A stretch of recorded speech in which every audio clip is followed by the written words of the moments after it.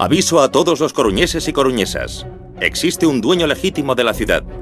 Todos los bienes de dominio público pasarán a formar parte de una única persona que dice llamarse Freddy.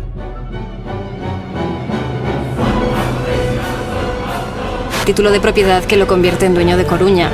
El documento y lo que en él se contiene puede ser verídico. Estamos ante un manuscrito del siglo XIV. No quiero a nadie en el paseo marítimo de 8 a 10 de la noche. A partir de ahora Coruña se llamará Chorbotown. Puedo hacer con mi ciudad lo que quiera. Así que me voy a cargar el obelisco, que no pinta nada allí plantado, nena.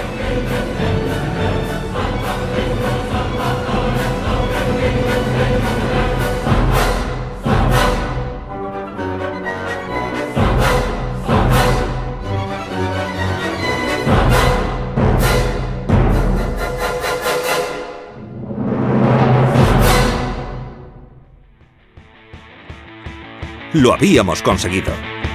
El reto del Ayuntamiento de Coruña para conseguir hablar de civismo sin recurrir a discursos moralizadores había llegado a la calle de forma sorprendente, conectando con todos los ciudadanos. Freddy fue una estrella mediática desde el inicio.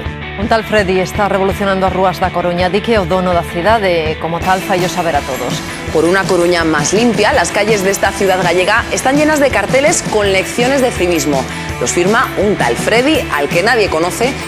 Los medios de comunicación realizaron un intenso seguimiento de todos los pasos, traduciéndose en unos resultados de publicity que suponen un retorno de un 900% de la inversión realizada.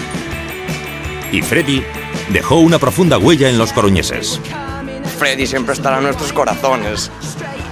Porque no olvidemos, cuando algo es tuyo, lo cuidas.